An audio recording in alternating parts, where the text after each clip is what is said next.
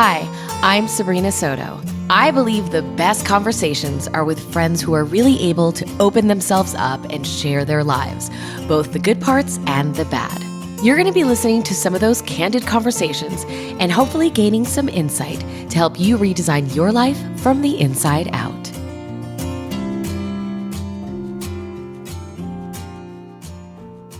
Hi, Jessica. Hi, I don't know why I babe. just sang like that. I'll sing back Um, to you. Jessica is thank you for joining us on Redesigning Life. I consider you a friend, thank goodness, and such an amazing mentor. Your book is Light Work, The Light Work, and I read it. No, you did. And I have so many amazing things to tell you and ask you about this book, but first of all, thank you for coming on. Thank you for having me. I'm so honored to be here and to be with you. It's the best. Jessica, you're known for brand, like you're a brand expert, right? Yeah, personal brand. Personal brand expert, but this book is like a like a huge shift from what your first book was about. But I think it's so timely right now for not only myself, but a lot of people that DM me, listeners, and even friends of mine that are going through this time of wanting to refresh themselves and being lost because of their age, whether they have children, whether they don't have children, whether they're married, divorced, old, young, and they don't know what to do. And I felt this every time I was like on a hike or because I have the book, but I also listen to your Audible, which I recommend the Audible because you get emotional, which you can't really feel when you're reading the book. Yeah. I felt like empowered after I finished reading this. So thank you for writing this book. And I think that it was almost like I had a friend being like, you can do it. This book is that friend that's like, you can do it. You can do it. That's what I wanted to So sound like. for people who don't know basically what a light worker is, for listeners, can you kind of dumb it down for us? Yeah. Well, to your point about, your community and you getting so many people being like, I'm dying. I'm shifting identities and don't have kids. I'm old, young, going through a breakup, starting a new relationship. Should I quit my job?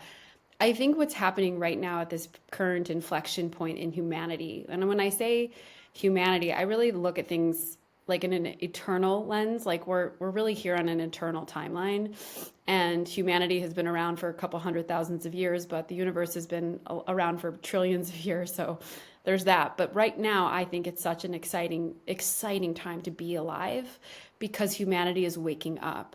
We're really waking up and we're becoming more connected to a higher reason and mission and why. And so to answer your question on what it means to be a light worker, it's the people who are willing to face the dark side of their own human experience, to go into their pain, to go into their shadow, to go into the question, to find the truth. Truth with a capital T, as I like to say it, is one of the core tenets of the Lightworks, principles. But to really know that you're here to live your light, to be authentically you, to stand in truth, and whatever that means for you. And that path isn't easy. That's some warrior shit, is what I call it. Like for us to go in, not around it, not to bypass it, to avoid it, to pretend it's not there. That's when things Right. actually get worse. And when we really truly look at our own dark, that's where we find our brightest light. And to really commit to the path of the light worker ultimately is you committing to your own healing. Yes. It's you going deep into your childhood trauma, looking at your ancestral lineage, looking at your toxic relationships, looking at your own self-limiting beliefs, and really coming home to the truth that you have sovereignty in this lifetime, that you can choose your own path. And I think all of us want to live in joy and live in love and live in vital health. And that's not a fantasy, that's available to all of us. And light workers really remember that truth. And that's not just like a one-time switch that's like, okay, now I'm remembered. It's an ongoing journey that we commit to as light workers. And when we all do that, like imagine a world where we're healed from trauma and we're taking care of our bodies and we're thinking positive thoughts and we're committing to service. Like that's the world that I want to live in. And that's a light-filled world. And it starts with one person at a time. And so I think everyone has a responsibility to be a light worker. It's not elitist. Anybody can follow this path. It belongs to all of us. And that's what I'm here for. And that's why we were just talking before we started recording, why I've been so committed to getting this message out of the book, because it's a message that really belongs to each and every person on the planet right now. Do you, and I can only speak for myself, but have you noticed that when you start going down the path of the light worker, of healing your own trauma and taking care of your body, like I feel like sometimes when I'm really on that path, I almost sabotage myself. It's almost like the devil is on my shoulder being like, hey, you don't need to take care of your body today. Take a day off, really F it up today. And then it's like wild. Why is that? That sometimes when people are on this path and you're making headway, that there is this notion to sabotage the work that you've been doing and the progress that you've made. I call that the programming. I call that the matrix. That's just deep seated programming of the third dimension, which for those that are maybe new to that term, it's just the reality that we're all living here in a 3D, three-dimensional earth plane. This is called the 3D. And, you know, here's what I got, like in my own spiritual awakening when I went to Egypt. I mean, I've been on the journey for a long time, but I talk about my trip to Egypt extensively. I went about 2 years ago, and that trip just totally fucked up my life in the most beautiful way. But the real true birthright of all of us is joy. Like that's like limitless joy. And to trust life, that it's not going to bottom out and the other shoe isn't going to drop. And it's like one of my favorite questions is like, how good can I stand it? Right? But we're not conditioned to believe that, to feel that, to consciously move through life like that. In fact, we're programmed the opposite from our parents, from what we look at when we turn on the news. We're being bombarded with fear, right? Fear is like the vibrational baseline, as I call it, on Earth 3D. It is duality here. There's love and there's fear, and that's it. Like those are the two polarities we've come here as souls to evolve through. That's the assignment. That's the lesson. And so fear is unfortunately the higher kind of station that's like we're all tuned into. And we get tripped up into it constantly, whether it's like, oh, I'm freaking out about the election, to like, I'm not going to work out today because I don't really feel like my body deserves to feel healthy and vital. Unconscious thoughts. And so it's really about becoming hyper aware, like really having a mental boot camp inside that brain of yours to catch yourself, to love yourself through those moments, and to choose different options, because we all truly have agency. That's the true message of the light worker, the Palladians, which I talk about in my book. Like we are not just empowered here. Like empowered is an anointment. Like I empower you, Sabrina, to go out and be a badass and have your own show. Like I could say that to you. Doesn't matter what I say. Are you self-empowered? Are you self-empowered?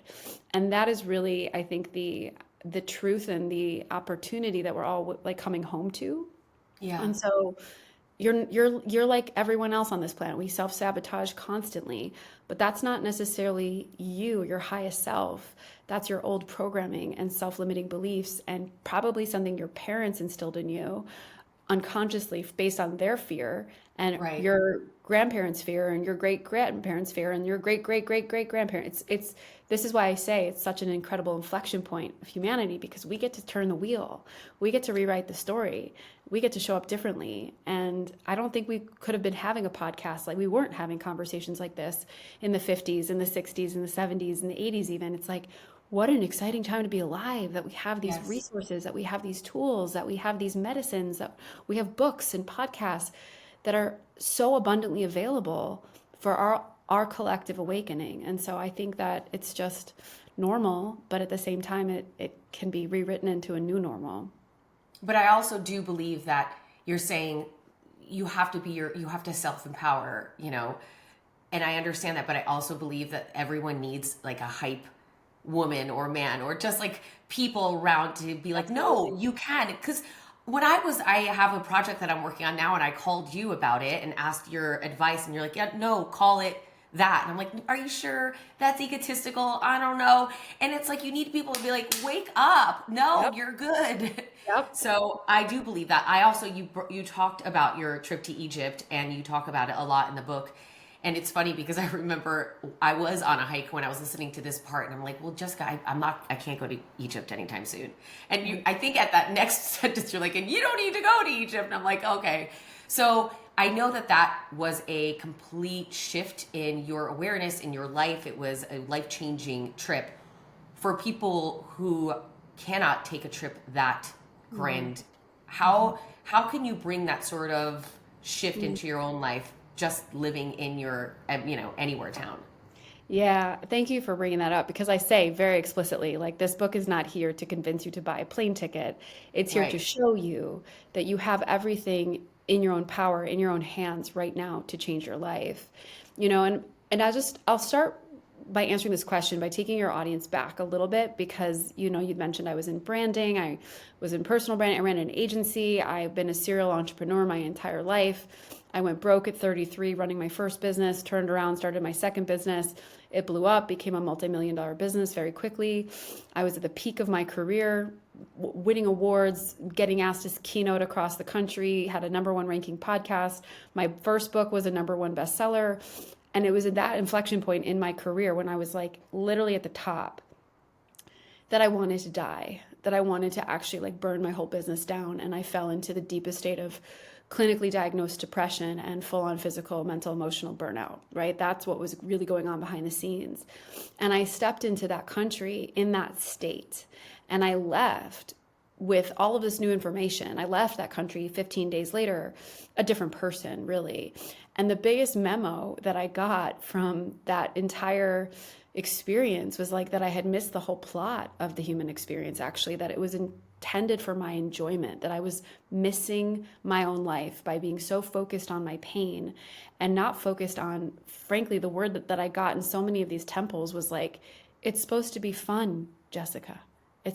This human experience is meant to be fun, to enjoy your life, every single second of your life, to not take for granted the fact that you can have sex and eat chocolate and kiss your dogs and wear cute clothes. Like, you are taking for granted this human life. Like, not every other species in the universe gets to do this thing called be a human. And you're just watching it flow by you because you're so focused on what, like money in the bank, success, how many followers you have, like how your genes fit you, like you're missing it. And so I think the first thing I would say to somebody who can't go to Egypt, and that's most people, is to just simply take a look at what is not working in their own lives and claim radical responsibility for it. Like, that is Yeah. the unlock of personal growth, is radical response. I have a whole chapter in the book called Power, Claiming Radical Responsibility. And it's this concept of you point one finger at somebody, try it right now.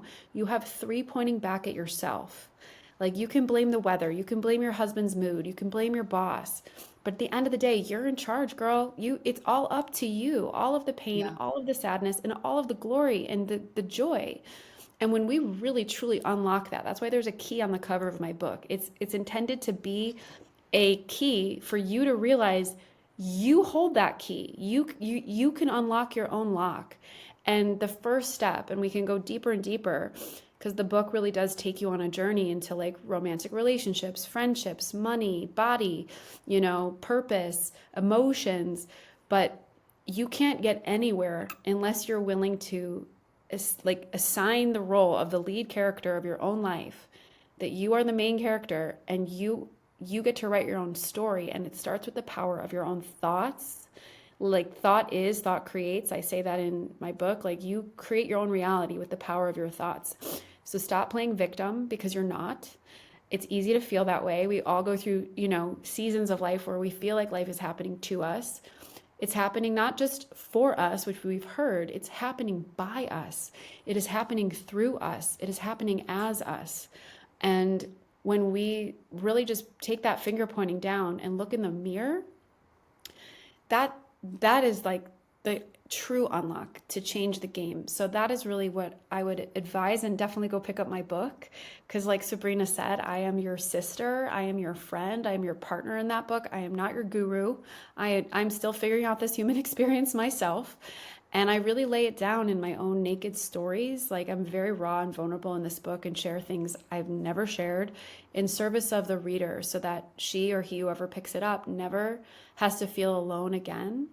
And I love what you said about like me being your hype woman. Like, you don't have to buy a plane to Cairo, Egypt, but like call your therapist, call your best friend, go for a walk, like lean on the people in your life because this is not meant to be taken alone. This journey, we are not an island. We need people to hold us accountable, to hold up mirrors for us, to love us through our pain. And that is, that's available to anybody, whether you can get on a plane or not. Yeah, I agree. And I think it's funny that you are so open and honest about how, in the height of what everybody's looking at from the outside, it's like, oh, she's killing it right now. You were killing your soul right then. Feeling You myself, yeah. were killing it, but not in a good way. And it's this morning. I'll give you just what happened this morning. I have so much to do today. It was one of those days. I called it like a book report day. Where, do you remember in school where you had like a book report done on Monday, but you haven't even opened the book and you're like playing with your friends on the weekend, and it's like looming on top of you. You have so much, you have to read this freaking book before Monday. And I felt like this morning it was like a book report Monday, and I went on a hike this morning and I went with Nate, and he was like, don't you have a million things you have to do? It's like, yes, but my 30s were spent only working. I had no balance. I burnt out. I was, just down because all I did was work, eat, and sleep. That's it. To what? To climb the ladder, to be a spokesperson of this huge company. And I had no life. But we were talking earlier, and you do talk about this in your book, of just creating balance, and you had to sort of burn it down to rebuild it. How has that whole experience affected the way that you balance your life now? Yeah, yeah. Well, we go through seasons. This is something I've really surrendered to. So, I came home from Egypt and literally my entire life turned around. Like, I wouldn't even say turned, like, it just dramatically transformed in less than 12 months. I ended up selling my business. I slowed down. I moved cities. I got into nature as a practice. I made play a practice. I made boredom a practice. My identity, when I say I went into that country and I died, I did. I left that same hustling, like work, eat, sleep. That was me my entire 30s as well. Climbing, climbing, climbing. And I say this in the book, like I decided, like when I looked back at my career, it like made me really proud, but it also made me really sad because I realized how little I enjoyed it. And I was like, I'm going to take back my chips that I felt like I owed to the matrix, this hamster hustle wheel, constant go, go, go, and call it and just really work on peace and make peace my version of success.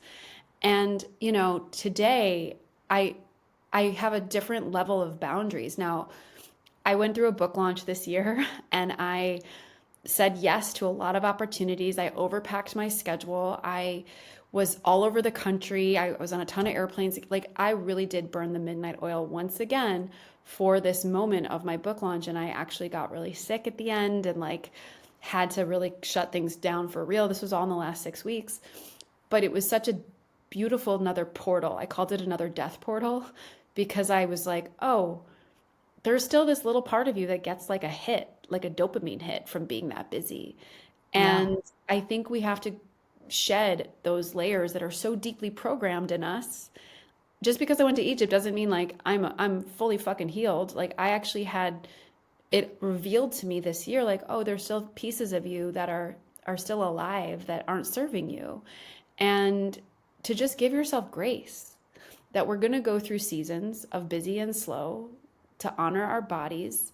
I'll give the example actually of you, Sabrina. Like I'm coming out of this season of busy, kind of coming back to the like pace and the lifestyle that I really cherish, which is a lot of groundedness and at home in my own morning routine and my home cooked meals and all the things. And you asked me to be on your show in November. There's such a deep part of me that was like, oh my God, I want to be there for you. It's such a beautiful opportunity. And I looked at my schedule and I'm like, technically, could I have flown to LA for 3 days? Yes. But my body was like, please don't do that. Let's just take a beat. You've been traveling for 6 months. There'll be another opportunity with Sabrina next year.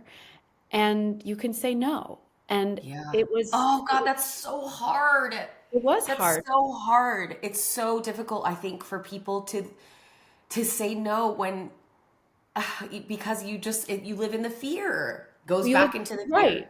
I mean, it was hard, and I love you, but it was really hard for a few days. And here's another hack: like, don't react. Like, there's this part of you that's like used to saying yes right away out of the excitement and the Yeah. enthusiasm and the like specialness you feel. And then you give it a couple days and you really tune in to your future self of like how you're going to feel in 4 or 5 weeks when you are actually getting onto that plane or stepping onto that stage or going into that meeting, whatever it is for you, where you're going to feel heavy and you're going to regret it because you'd rather sleep in or you'd rather like spend that time with your kids or whatever it might be. And here's the unlock. It's like shifting out of the fear, right? Fear manifests itself in so many ways. It manifests itself in scarcity, imposter syndrome, comparison, competitiveness, like all of it. And for me to say yes out of fear that I would lose that opportunity and that I wouldn't be able to come on your show in the future is a scarcity mindset. But Yeah. I'm like, you know what? She's going to have another show. She's going to have Yeah. another season. And even if she doesn't, I've got Sabrina in my life. And my friendship with her is the most abundant part of my relationship with her. And I'll get asked to be on another show. Or maybe I'll have my own show one day. Or what it doesn't matter. Like there was a shift in my mentality that wasn't gripping to that one singular thread of an opportunity, knowing that if I let go, there's like a whole spindle that unravels of like infinite possibilities. And that's a practice, you know, and I've learned the hard way. You know, I got invited this year to go to Richard Branson's island in the middle of like my book tour. And again, I could have technically made it work. And I said yes right away. And then I like was feeling it in my body for like the week afterwards. And I was like, I heard my body in the meditation say, please don't do that to me in May. Please don't do that to me. So I backed out and I like was about to cut this big fat check to go. And this woman who invited me like was counting on me. And I had to disappoint her. And that's something that Terry Cole talks about. It's so powerful around boundaries. It's like there's so many, and she's the boundary boss and the expert, but you have to be willing to disappoint people. You have to Yeah. be okay disappointing people when you draw boundaries because that's just inevitably what's going to happen. Yeah. And I know that you were probably disappointed I couldn't come, but like it didn't ruin our friendship and it didn't ruin No, and probably I knew there was a right? reason. Except people are all give people the benefit of the doubt. They're going to Yeah. understand. I They're going to swear, Jessica, so if anybody's listening, this is a really, because you and I haven't talked about this. When I got the email that you just weren't able to, I'm like, oh, that stinks. Next time. And I was just like, there's obviously a reason, because if she could, she would. And that's right. it. Right. And that's, you know, not everybody's listening who's getting invited onto Sabrina Soto's show, but like we can all But draw just these disappointing anybody, you'd be surprised that you probably think, like, oh, they're going to be mad. They're going to be so this. They're not going to, like, invite me ever again. It's like, you'd be surprised that people are like, okay, Yes. yeah, it sucks. I would have loved to, but that's okay. Right. You future trip yourself out. You borrow trouble in your own brain, way mental gymnastics of how you're like gonna make it up to this, but this person probably doesn't even care. Or if anything, they're like, I get it, babe. You do you. I Yes. support you. Like, Yes. like that's really typically what happens. And it's That's how I am when I have to say no to something. It's not only that I say no, I also have to give everybody a like 5 paragraph explanation why I can't. right. And it's unnecessary. It's unnecessary. Exactly. That just burns energy. So I'm softer, I'm slower, I'm more rested, and I'm more present. And I think has always been the aim. It just took me a lot of dark nights of the soul to get there. Yeah. Yeah. Yeah. No, I mean, I saw you in your book launch. I went to a panel that you had, and you were just every other day. I felt like you were on an airplane Yeah. or. But so in a case like that where you are working on a project, if somebody is working on a project that it's their baby in a sense, this book is your baby. Like, how did you find balance during that time, or did you not? I mean, at some points, are there seasons? You were saying there's seasons in our life. Does that mean that sometimes you aren't going to be as balanced as others? Yes, yes. I mean, I carved out balance in pockets. Like when I was home, I like really was vigilant with my morning routine and my boundaries and my sleep and my diet and my playtime. But, you know, launching a book is kind of like birthing a baby, you're planning a wedding. Like it's kind of insane. It's an anomaly. Like it's not normal. And if I could do it all over again, really, what I would have done, and I know this sounds like a luxury, I probably would have taken a month off after the book launch because I was on the road for like 6 months. Like I was in it hard for 6 months. And I took 5 days off. I went to like the mountains with my husband over Labor Day weekend. It wasn't enough time. And I really have learned at 43 that my body can only be pushed so hard. Like I could push myself through a 12 month sprint when I was 35 or whatever, but I Yeah. can't do that Yeah. anymore. Like when we get older, There's a our lot of capacity. things I did in my 30s that I can't do anymore.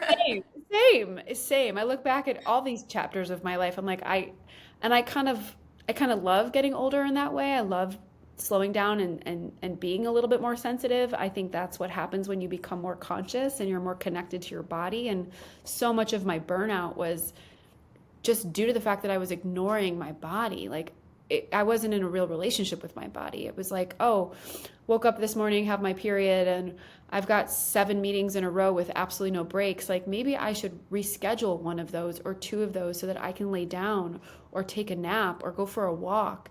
Like we don't give ourselves that much permission as women, especially to truly listen to our bodies. And that's been one of the biggest upgrades, I guess, once you get in your body, like you have to move because we're pieces of the earth, right? We're pieces of Gaia. And when you think about the seasons, like how slow and intentional Gaia moves, like the pace of the human, like the modern day society that we're in, it is insanity. The amount of it, I think we have like a million pieces of data that are come at us every single day. Like we think 70 thoughts a day, and most of those thoughts are the same exact thoughts we had the day before.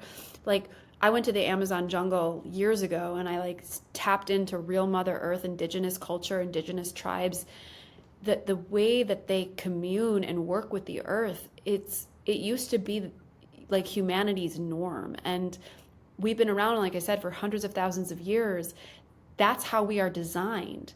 And Yeah. yet here we are in the last, I don't know, 2 or 3 decades, and specifically the last like 15 years, the pace of how we're expected to consume and keep up is literally like machine level. And no wonder we're all suffering and burnt out and tired and exhausted and overwhelmed. It's like we have to be vigilant with ourselves. Call back. I mean, I often use this word sovereignty, which is another beautiful word for boundary, like to know, to have your own self authority. Like that is what sovereignty is.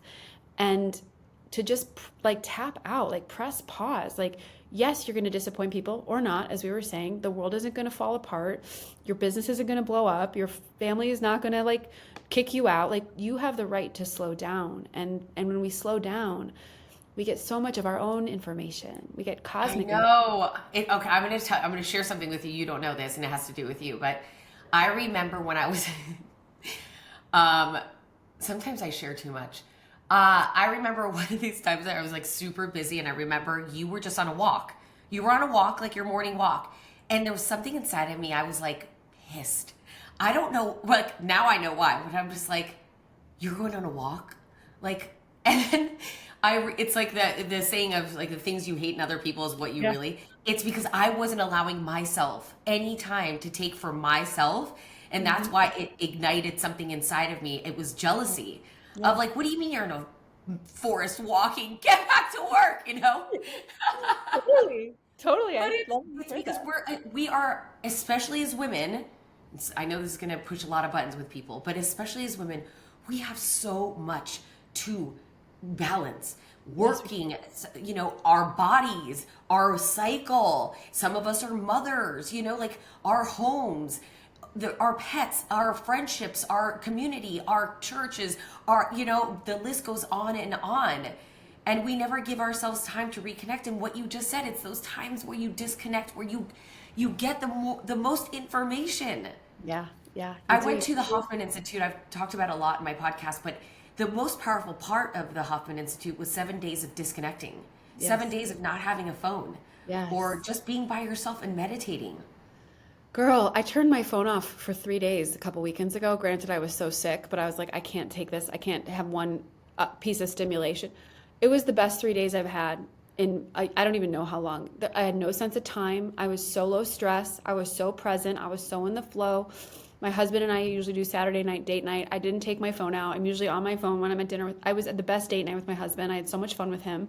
Like, we are so inundated, and women especially. I love that you brought that into the conversation, because we're designed, like, we are born to be givers. Like, babies come out of us and the first thing they do is like suck on our boob. Like, we're here to give life, we're here to create life, and we do that in so many ways.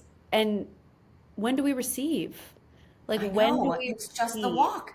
So Right. give us all permission. How much time do you think at the very minimum that we should be giving ourselves a day to just walk or meditate or journal or whatever?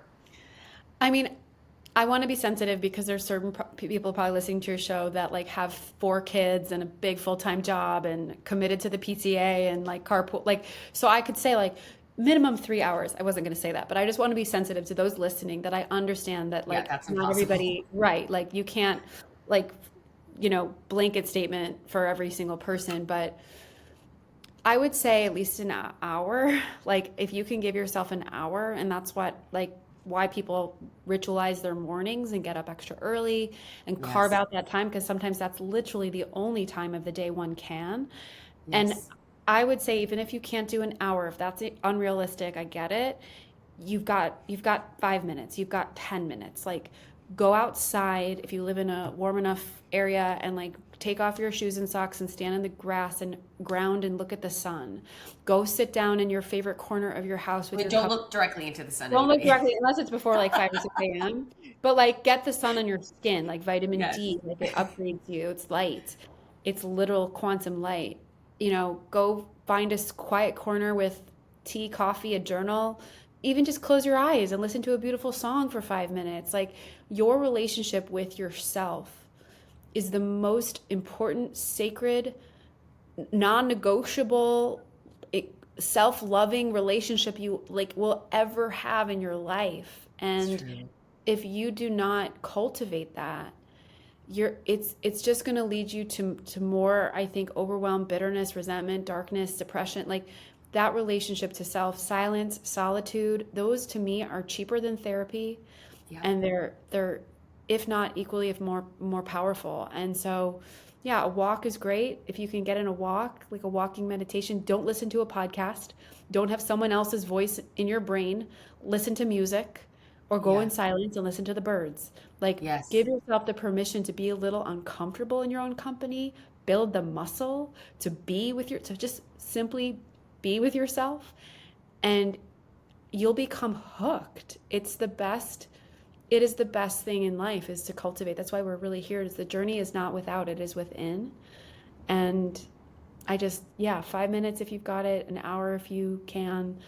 And if you can't do that, like, make a weekend a sacred ritual. Give your kids to your husband or a babysitter, or just tell your friends, like, I'm not going to go to brunch and drink mimosas. Like, I'm going to go out by myself for a walk and see what, Yes. what happens. The unlimited mimosas are never a good idea, guys. No, never. Never, Actually, never. never good. And for so Never. many reasons. Especially not in your 40s. No, definitely not. And if you're in your 20s or your 30s, you're just probably going to end up doing something stupid. Anyway.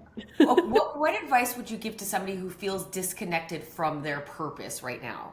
If they're Mm. listening to this and like, yeah, something's not right. I'm not necessarily fulfilled with my life for a number of reasons, but I don't really know what to do. What advice would you give somebody? Well, you can go read my book, The Lightwork, because there's a whole chapter on this called Mission. And I write about purpose because I've never really loved that word. Even like for years, I always had a very complicated relationship with that word, because there's a sense of absolutism to that word purpose. Like, do you know your purpose? Have you found your purpose? Are you living your purpose? I was actually just at a company last week giving a talk about this. And I asked the room, there were about 30 women in the room. It wasn't that big, but all this to say, I asked the room for a raise of hands. How many women in this room feel like they're living their purpose? Do you want to know how many women raised their hand out of 30? Maybe two. One. One. And you know who that one woman was? The You? owner of Oh. the owner of the company. The owner of the company, right? Of course she's on purpose, but like, not everybody wants to own it. Like, there's this just kind of like ultimatum with that word. If you find it, great. If you don't, are you fucked? Like, no, I don't think that's the case. I think the Yeah. word purpose, the way that I define it, the way I wrote about it in the book, is typically assigned to how we go out and live our purpose and make money from our purpose and like impact the world with our purpose. Fine. Some people's purposes change, right? They evolve. Some people feel like they never find it. I don't think that that matters. Like purpose is, assigned to like what you do and in a way who you are. I say that your mission is why you are, like why you incarnated here. And I'm going to go a little like spiritual here and talk about like the cosmos and the galactic things that I believe in. But we've come here in these human lives on an assignment. Like we chose to come here from another part of the universe to evolve into more love. Like that's really what I think this whole game is on this planet.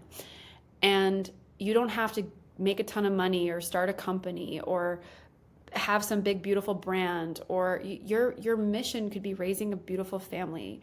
Your Yeah. mission could be like planting a garden and like serving, regenerative food from the earth to your community. Like your mission could be a love of a sport, that like you find your soul on the golf course. Like I'm making that up because it's my husband's mission. Like there, Yeah. my best friend who's in interior design, and she's good at it. She's always been an artist, but she's not living her purpose, and she's struggled finding her purpose. She had 2 daughters. She thought she'd find her purpose being a mom. She didn't. And she picked up art, and she makes beautiful canvas paintings in her basement and sells them on Etsy. And like that's her mission. Like art brings her alive. And so I really think that you should read my book because I give a whole framework on how to find your mission, how to design your mission, how to get more connected to why you are here. Yep. And it just removes the programming and the matrix that has conditioned us all to believe that we have to do something like purposeful to matter. It's like, no, babe, Right. you were born. You fucking matter. You were Right. I born. remember like that was a part of the book that I think I needed to hear, but I feel like everyone needs to hear of just like you're there, you just being, you're enough, just Yeah. that. And like, you're right. Like not, there's no other Sabrina Soto. No. And there's a reason that in the combination of who I am, what makes me different, that's just my purpose too. It Yeah. doesn't have to be saving, opening up an orphanage or something Right. so grand. And I think that's what, when people hear purpose, they think it has to be something like, like you have to be a saint in order to do that. Yeah, no. It's we are all here for a reason, a divine reason that is unique to you, that doesn't require you to be anything other than you.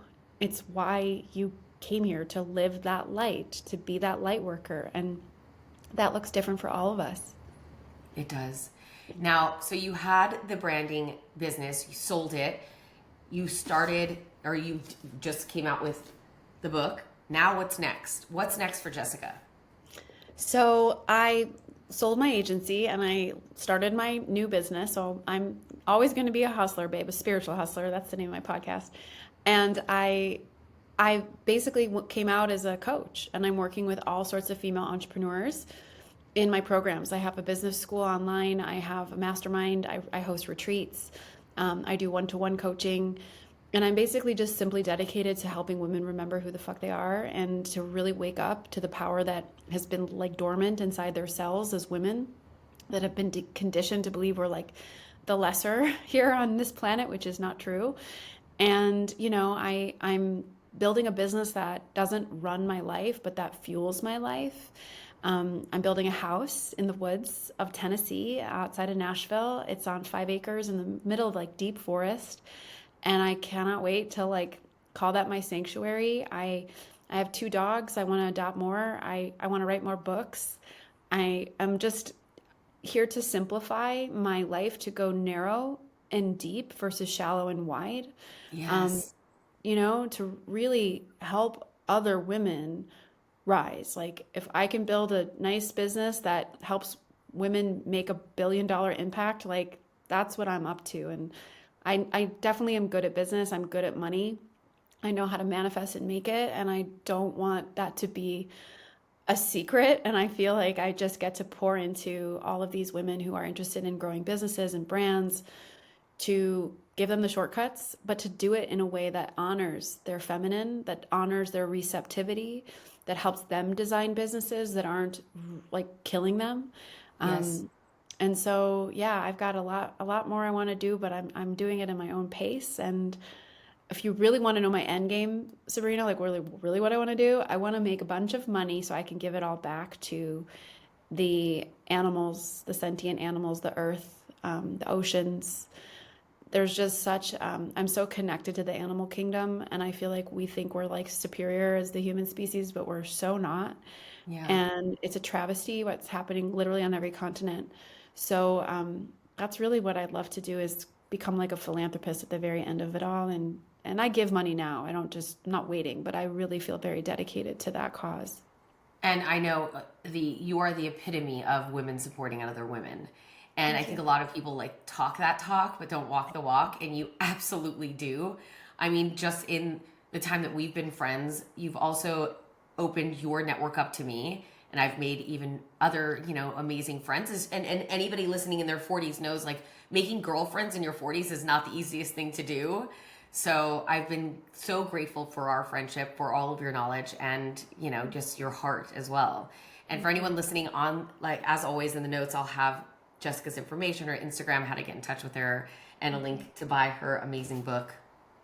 It's so good. But get the Audible too. Get both. I have Get both. both. Get both. Because there's a lot of frameworks. Like I have at the end of every chapter, I have what's called an invitation and a key. And the invitation is a set of journaling prompts, and the key is like an exercise. And there's tons of like worksheets and frameworks in the book itself. But everyone's And been saying here's this why like, I know I really do mean that you have to get the book and the Audible, because the Audible is so powerful, your voice, your emotions. But what I love is at the end of the book, the resources that you have. You yeah, have a playlist, you have the resource. I'm like, you kind of need this. You need you this do. area too, like in Yes. printed form. That's one of my favorite parts of the book. It's like I the loved it. ultimate toolkit and resource guide to becoming a true light worker. You got all And the by the way, crystals. I lied. I have two books. I have the soft version that you sent me, which is so beat up. It's like because I traveled with it, so this is the nice one. Oh, I love that. I love that you have all the Thank you, light. Jessica. You're so welcome. Thank you, Sabrina. I love you. I want to just say in front of your whole community who knows you and is here because they love you, you're a girl's girl. You're the real deal. You're one of the most warm and deep and kind and genuine friends and women I've met in this space. Like Thank you you. walk your walk too. And what you see Sabrina Soto's like image as being this like girl next door badass bestie, like she is that in real life. And you are just so Unless you sacred cut to me me. off in Trader Joe's. Well, same, girl. That's where like my alter ego comes out too. I grew up in Chicago, babe. Get on my way. I was I have like screaming at somebody at the Trader Joe's parking lot. I was with my friend Trish, and she was like, "Sabrina, what if they recognize you?" I'm like, "Oh well." well, oh well. My friends call me Jessamine. They're like, you're Jessamine when you get behind the wheel. Oh my gosh. We all have Okay. our Thank you. shame. Thank you. Thank you. And we'll have you back on again.